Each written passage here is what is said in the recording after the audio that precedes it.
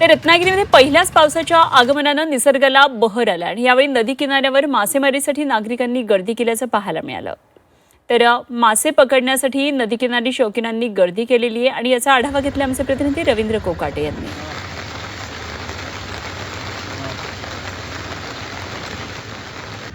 आपण सध्या आहोत चिपळूणच्या वाशिष्ठी नदी किनारी। आपण ही दृश्य बघतोय। पहिल्याच पावसाच्या आगमनाने संपूर्ण महाराष्ट्राला सुखद गारवा दिला आहे, पण या पहिल्याच पावसाची एक वेगळीच क्रेज नदीकाठच्या गावांमध्ये पाहायला मिळते। आपण सध्या वाशिष्ठी नदी किनारी आहोत। आपण बघतोय की या इथले रहिवासी जे आहेत जवळचे, हे मासे पकडताना आपल्याला पाहायला मिळतंय।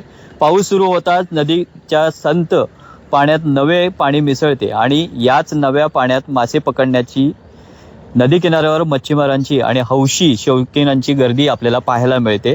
दिवसभर या ठिकाणी हे नदीमध्ये गळ टाकून असतात आणि त्या गळाला लागलेले मासे या ठिकाणी आपल्याला पकडताना पाहायला मिळते। हातात गळ आणि पाठीवर टोपली घेऊन तासनतास एकाग्रतेने हे मासे या ठिकाणी पकडण्यासाठी उभे असतात। चिपळूणच्या वाशिष्ठी नदीसह ग्रामीण भागातील छोट्या नद्या ओढ्यांवर हे चित्र सध्या सर्रास आपल्याला पाहायला मिळतंय।